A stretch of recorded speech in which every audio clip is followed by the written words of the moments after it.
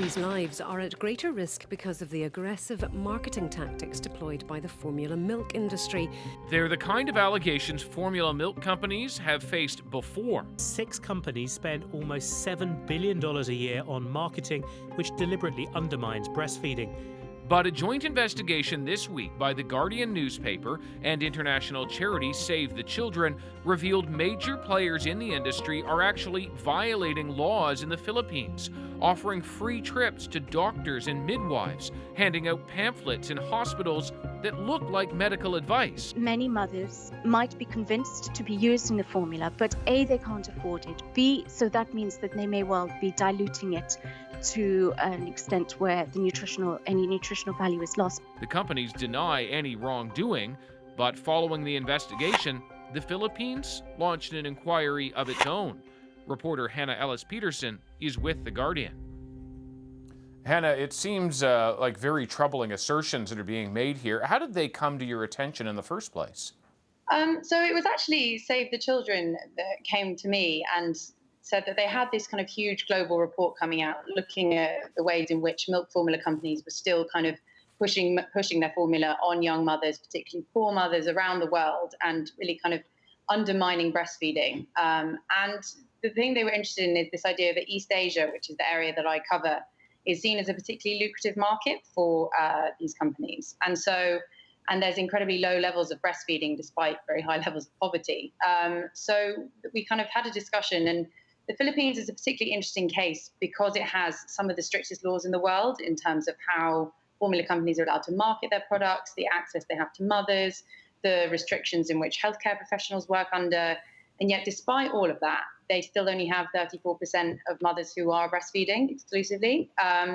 So that kind of was a sort of launch pad for looking, it felt like this is obviously a country in which, these milk formula companies were highly operational and having quite a distinctive impact. And you mentioned that you work with Save the Children on this. So I'm wondering how you strike that balance between using someone as a source or an organization as a source and then producing or co-producing content with them. Where do you find the editorial balance? So, all the journalism came from me. And so the partnership with Save the Children was really about a kind of level of trust that we were able to have in the communities that we went into. Save the Children had a lot of programs on the ground in the Philippines. There are a lot of midwives, a lot of mothers, a lot of children that they work with. So in that sense, our partnership worked, and they had the contacts on the ground. They had people that I could speak to.